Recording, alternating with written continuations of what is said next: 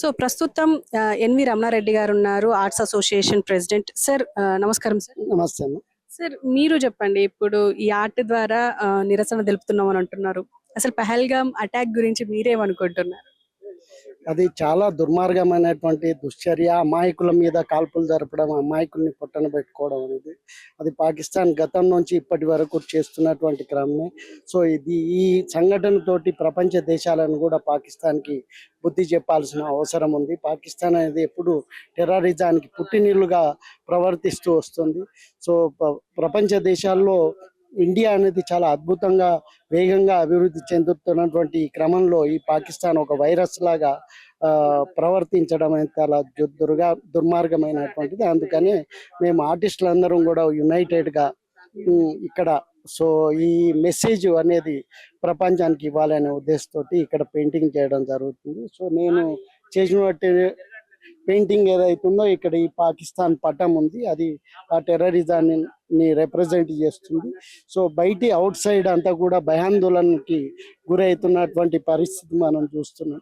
So ఆ రకంగా ఈ పెయింటింగ్ చేయడం జరిగింది. సార్ ఇప్పుడు 26 మంది సివిలియన్స్, అది పైగా మతం పేరుతో చంపబడ్డవారు. అంటే ఈ మతాన్ని కావాలనే వాళ్ళు పేరు తీసుకొనే కావాలనే ఇలా అటాక్ చేసి ఉండొచ్చు అంటారా? అంటే ప్రతిసారి వాళ్ళకి ఏదో ఒక సందర్భము అవసరము అనేది క్రియేట్ చేసుకోవడం జరుగుతుంది. ఈసారి మతాన్ని వాడుకోవడం అనేది జరుగుతుంది. కానీ టెర్రరిజం అనేది అది ఒక వైరస్ లాంటిది. అది ఎప్పుడు ఇండియాని అభివృద్ధి కాకుండా అడ్డుకోవాలనేది వాళ్ళ ప్రధానమైనటువంటి ధ్యేయము. సో ప్రతిసారి కొత్త రూపంలో వస్తున్నటువంటి ఈసారి మతాన్ని అడిగిండ్రు. సో గతంలో ఇంకో రకంగా చేయడం జరిగింది. సో ఏదైనప్పటికీ మనం ఇంత అభివృద్ధి చెందుతున్నటువంటి క్రమంలో అన్ని మతాలు అందరూ కూడా ఐక్యంగా అభివృద్ధి చెందాల్సిన అవసరం ఉంది. ప్రపంచ దేశాలన్నీ కూడా పురోగతి చెందుతున్నాయి. సో మన ఇండియా కూడా చాలా కాంపిటేటివ్గా పురోగతి చెందుతున్న క్రమంలో సో ఇలాంటి దుశ్చర్యలకి ఒక దేశం పాల్పడడం అనేది చాలా దుర్మార్గం అయినటువంటిది. అందుకనే సో మేము ఇక్కడ ఈ మెసేజ్ ఇవ్వడం.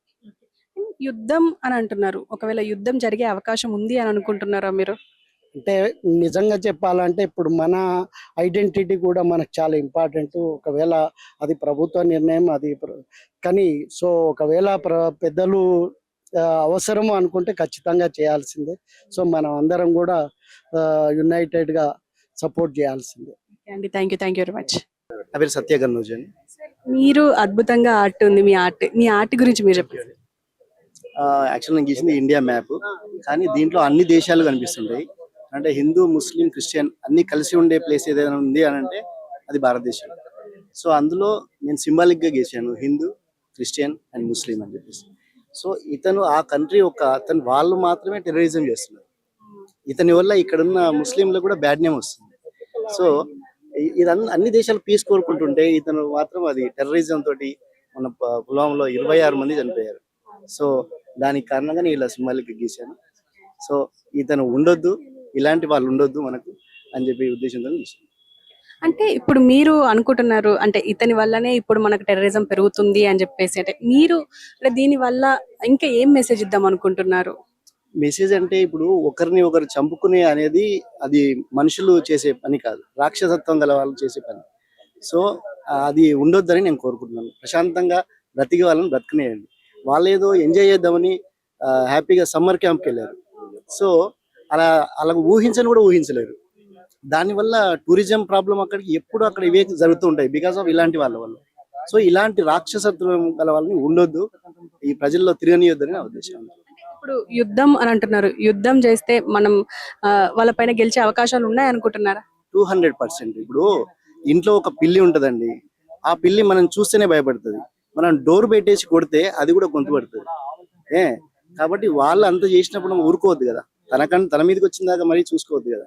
సో డెఫినెట్లీగా నరేంద్ర మోడీ గారు ఉన్నారు, మనకి ఎటువంటి భయం లేదు, మన భారత సైన్యం ఉంది. సో డెఫినెట్లీగా మనం గెలుస్తాం. అసలు ఊహించనే లేదు మనది. Thank you very much. So చూసారు కదా, మొత్తానికి అంటే ఈ ఆర్ట్ ద్వారా నిరసనగా మేము తెలపాలనుకున్నది ఒకటే, ఖచ్చితంగా ఈ ఉగ్రవాదుల్ని పట్టుకోవాలి లేదా దాడికైనా సిద్ధంగా ఉండాలి మన సైన్యం అని చెప్పేసి అంటున్నారు. అయితే ఈవెన్ ఆర్ట్స్ కూడా చాలా అద్భుతంగా గీస్తున్నారు. సో ఫైనల్ గా వీళ్ళు చెప్పాలనుకున్నది ఏంటి అంటే, ఈ ఉగ్రదాడుల్ని ఆపాలి ఖచ్చితంగా వీళ్ళు, లేకపోతే ఇప్పుడు ఆ ఉగ్రవాదాన్ని ఎవరైతే రెచ్చగొడుతున్నారో అతన్నన్నా చంపాలి